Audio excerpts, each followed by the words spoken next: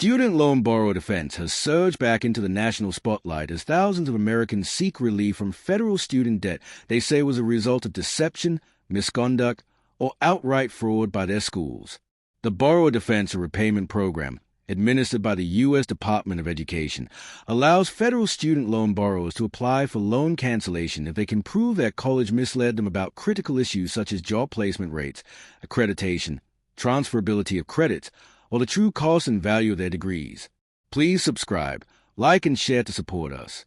Thanks.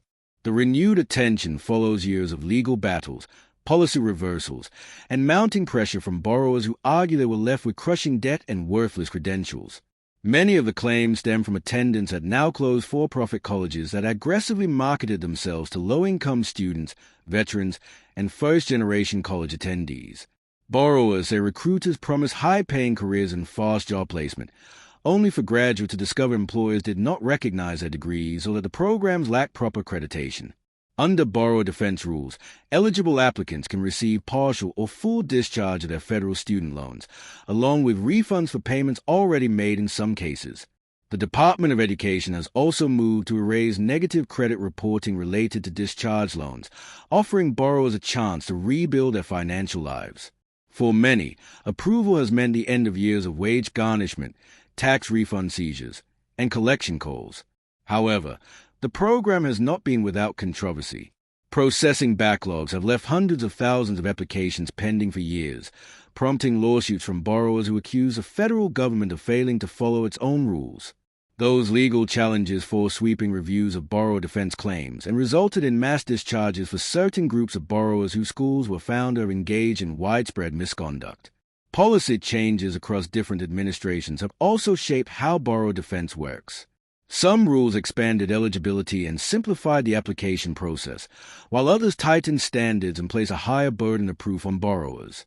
These shifts created confusion, with many applicants unsure which rules applied to their claims or whether they needed to reapply. Education officials have said the Borrower Defense Program is intended to be a safety net, not a loophole, emphasizing that only borrowers who can demonstrate real harm caused by school misconduct qualify for relief. At the same time, borrower advocates argue the program remains essential in holding predatory institutions accountable and preventing similar abuses in the future. As student debt continues to exceed trillions of dollars nationwide, borrower defense has become a symbol of a broader debate over accountability in higher education. Supporters see it as long overdue justice for students who were misled, while critics warn of the cost to taxpayers and the potential for abuse. For borrowers waiting on decisions, the issue is deeply personal, representing the difference between financial recovery and a lifetime burden of debt tied to promises they say were never kept. With applications still under review and new claims continuing to be filed, student loan borrower defense remains an evolving story, one that reflects the growing scrutiny of how colleges market themselves and the consequences when education fails to deliver on its promises.